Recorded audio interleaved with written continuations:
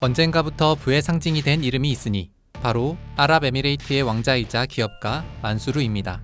서민 체험을 하겠다며 10억 원으로 자동차와 시계를 사고 반려동물로 사자와 치타를 키우고 마음만 먹으면 영국 프리미어리그 축구 구단까지 척척 사버리는 엄청난 재력.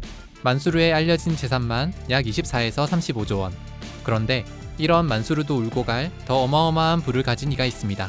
알려진 재산만 무려 1246조 원. 그야말로 저세상 재력을 가진 주인공.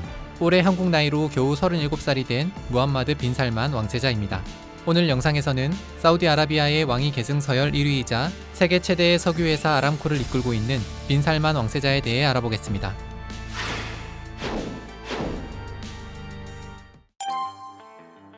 (1985년 8월 31일) 사우디아라비아 리야드에서 살만 빈 압둘라지즈 왕과 그의 세 번째 부인인 파다 빈트 팔라 사이에서 태어난 빈 살만.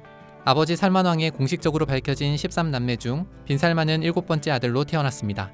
그의 정식 이름은 무함마드 빈 살만 알 사우드로, 흔히들 빈 살만 왕세자라고 부르는 건 전임 왕세자였던 무함마드 빈 나예프와 구분하기 위해 빈 살만 왕세자로 부르게 됐다고 합니다. 하지만 빈 살만이 어릴 때만 해도 훗날 그가 사우디의 왕세자가 될 거라곤 아무도 생각하지 못했습니다. 그도 그럴 것이 그에겐 이미 너무 많은 형들과 사촌들이 있었기 때문입니다. 실제로 어린 시절 자신이 늘 형들에 비해 후순이라고 느꼈다는 빈 살만.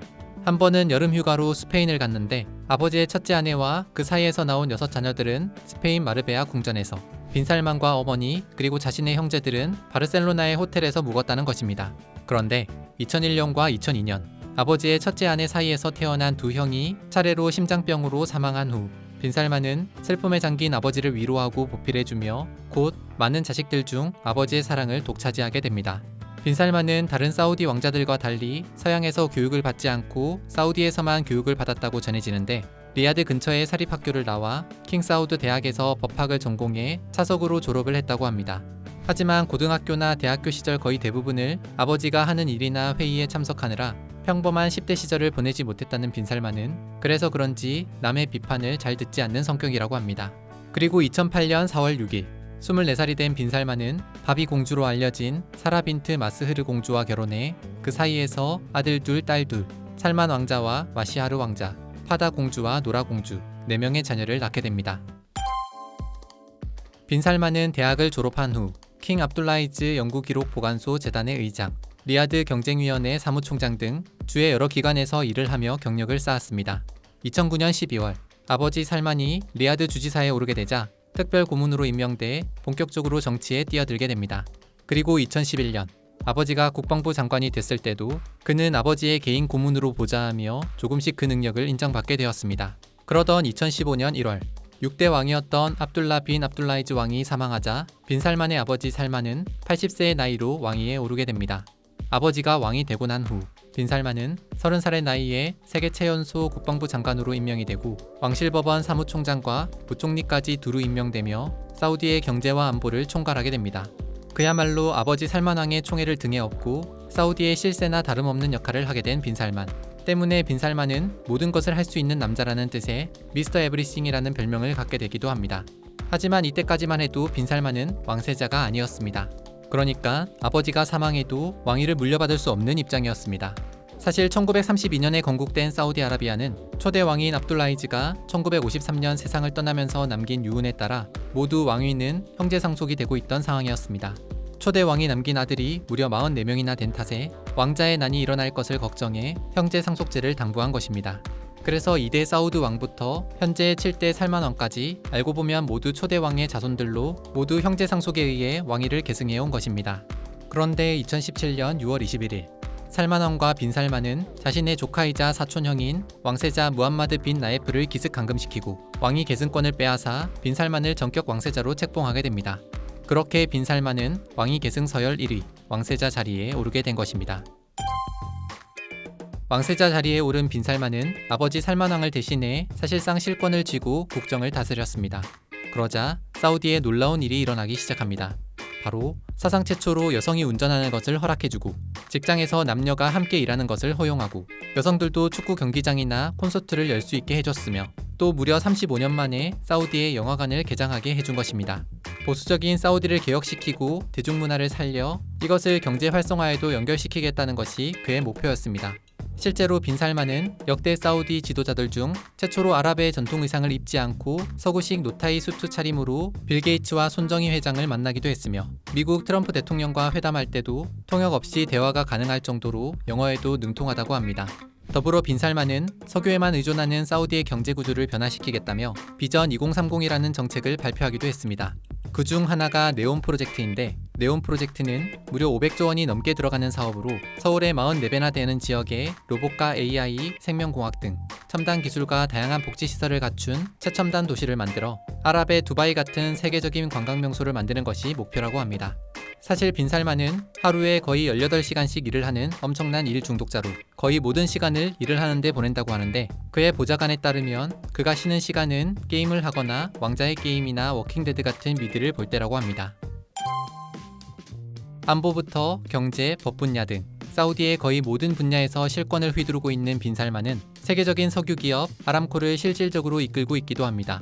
누구나 한 번쯤 들어봤을 석유회사 아람코. 이 아람코가 얼마나 어마어마한 곳인가 하면 우리나라의 하루 석유 소비량이 280만 배럴 정도인데 아람코에선 이보다 4-5배 많은 양을 단 하루 만에 생산하고 있습니다. 게다가 아람코는 세계에서 가장 많은 석유를 보유하고 있으면서도 채굴 비용은 압도적으로 낮기로 유명합니다. 보통 석유 1배럴을 채굴하는데 최소 14달러가 필요한데 아람코에선 2.8달러밖에 들지 않는다는 것입니다. 그러니까 한마디로 말도 안 되는 싼 가격에 석유를 생산해낼 수 있어 높은 마진율을 기록하고 있습니다.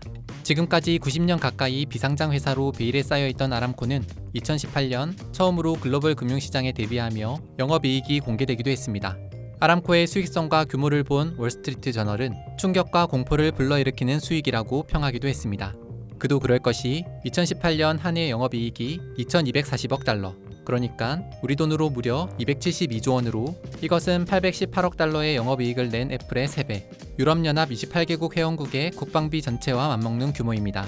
이렇게 전 세계 모든 기업을 통틀어 가장 많은 순이익을 올리는 아람코의 회사 가치는 2조에서 3조 달러 정도로 추정이 됩니다. 이처럼 엄청난 아람코는 사우디의 국영 석유 기업으로 사우디 왕실이 지분의 100%를 갖고 있습니다. 때문에 사우디의 실질적인 왕이나 다름없는 빈살만이 차지하고 있는 지분 역시 상당할 수밖에 없습니다. 영국의 한 보도에 따르면 2018년 기준 빈살만의 개인 재산은 약 8,500억 파운드, 1,246조 원으로 추정이 된다고 합니다. 이는 포브스가 2019년 3월에 발표한 세계 억만장자 순위에서 1위를 차지한 아마존의 CEO 제프 베이조스보다 9배쯤 많은 규모라고 합니다. 하지만 빈살만의 개인 재산은 왕가 재산과 명확하게 분리되기 어렵고 또 사우디의 법 때문에 정확한 수치 파악이 어려워 세계 억만장자 명단에는 빠진다고 합니다. 참고로 만수르도 같은 이유로 세계 억만장자 명단에는 이름을 올리지 못한다고 합니다. 그럼에도 불구하고 1985년생 빈살만의 재력은 그야말로 저세상 클래스. 그만큼 그 씀씀이도 어마어마합니다.